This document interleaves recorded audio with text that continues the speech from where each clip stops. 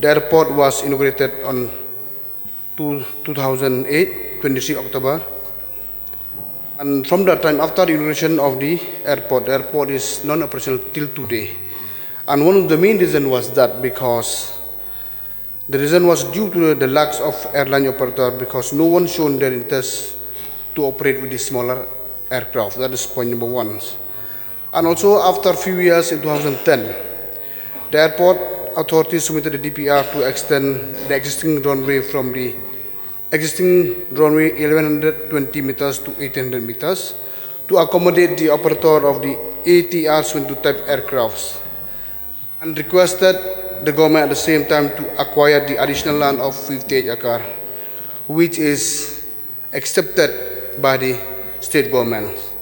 And in 2014, the state government is acquired the land, and even after the acquired the land, till now the airport authority has not formally taken the land. Sir, in the earlier question which was raised about the Umroi airport, the Honorable Chief Minister had said that the possibility of extending the runway to include larger aircrafts was being examined and will be possible.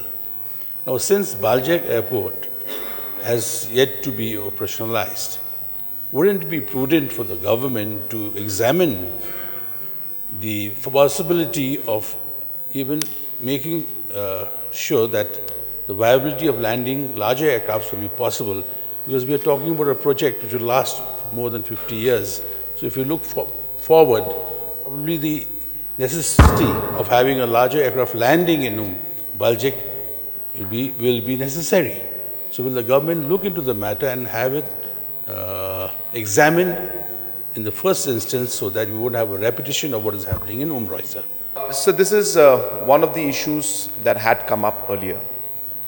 We had discussed this even during the time of the former MLA, even before this in the last term.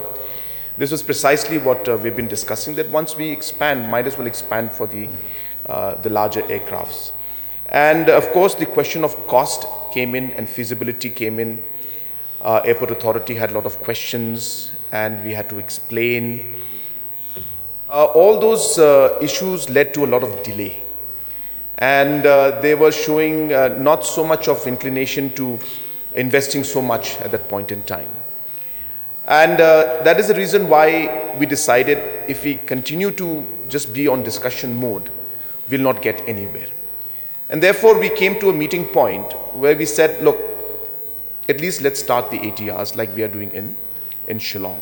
And as I said, it's not that we didn't explore that path. We explored that path, absolutely.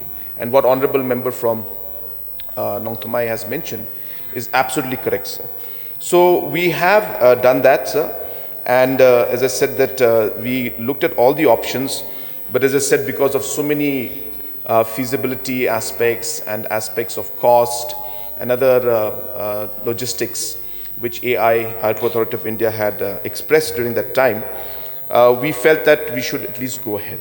So that's why we are going ahead with this, with the option of ensuring that we are able to keep the larger aircraft and runway also, because by the time we wait for that, sir, again, there may be more further delay, more detailed discussion. So we are starting with this, with definitely keeping our options open and not really confining ourselves.